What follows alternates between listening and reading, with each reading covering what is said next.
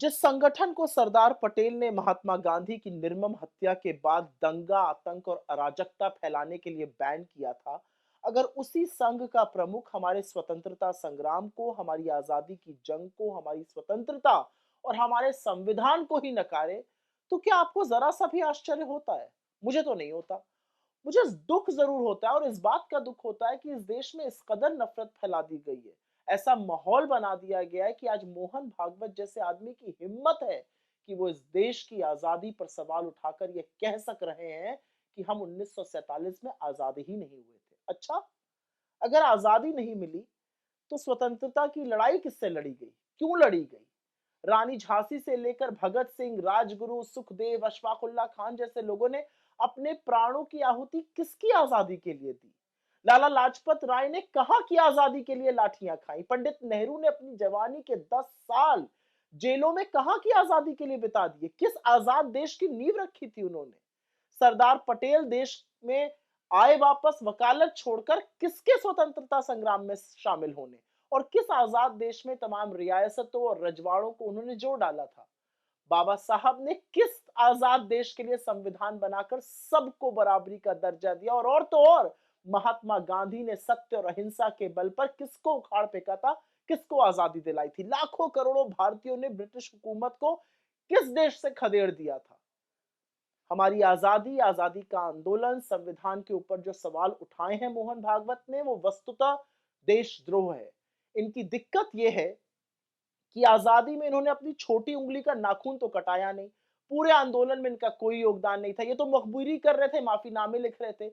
इसलिए ये उस इतिहास को ही नकार देना चाहते हैं। असल में तो इन लोगों को इस देश की आजादी से, स्वतंत्रता संग्राम से, संविधान से नफरत है। जिन्होंने संविधान की प्रतियां जलाई हों, जिन्होंने बाबा साहब के पुतले फूके हों, जिन्होंने 53 साल तक तिरंगे का बहिष्कार किया, वो ना आजादी को समझ सकते हैं, ना देश के संविधान को समझ सकते हैं। असल में इनके अंदर एक कुंठा है, और कुंठा यह है कि इनके पास एक भी ऐसा आदर्श नहीं है जिसका इस पूरे देश में सम्मान हो। इनके आदर्श तो अंग्रेजों की मुखबिरी करते थे, माफीनामे लिखते थे, अंग्रेजों का साथ देते थे, बताते थे कि कैसे 1942 का भारत छोड़ो आंदोलन, उसका कैसे दमन किया जाए। इनको आजादी से इसलिए भी दिक्कत है कि आजादी के बाद देश में संविधान बना, और संविधान ने उन सब लोगों को बराबरी का दर्जा दिया जिनका ये सदियों से शोषण करते आए थे। इनको अपच है कि कैसे दलित, पिछड़े, आदिवासी समुदाय के लोग इनके बगल में बराबरी से बैठने लगे, और अब वो इनका दमन सहने को तैयार नहीं है। वो तो संविधान में दिए हक को लेकर आगे बढ़ रहे हैं, और इसीलिए ये आरएसएस वाले आजादी, आजादी के महानायकों, कांग्रेस के योद्धाओं और आजादी से उपजे संविधान का विरोध करते हैं। और जब ये फंसे तो ये स्टेट शब्द के पीछे छिपने लगे। क्या गलत कहा है राहुल गांधी ने? बिल्कुल ठीक ही तो कहा है। हमारी लड़ाई पूरे तंत्र से है, उस स्टेट से है जिस पर पूरा का पूरा संघ काबिज है। एक निरंकुश सरकार से है। मूर्ख भाजपाइयों को राष्ट्र और स्टेट में अंतर नहीं पता है।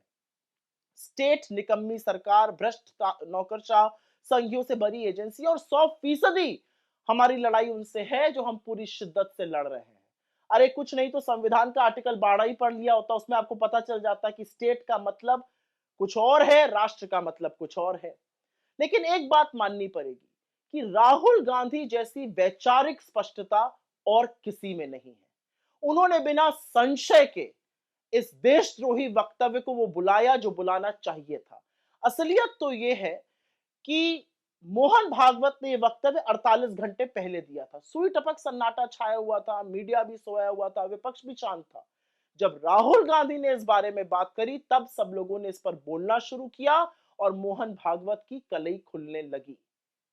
आज इस देश को जरूरत है एक ऐसे नेता की जो बेबाकी से, बिना संशय के विचारधारा की लड़ाई लड़ सके, जो गलत को गलत कहने का मादा रखता हो, और वो राहुल गांधी हैं, जिनकी रगों में बलिदानियों का खून दौड़ रहा है, जिनके पूर्वजों, पुरखों, अपनों का खून इस देश के तिरंगे में शामिल है।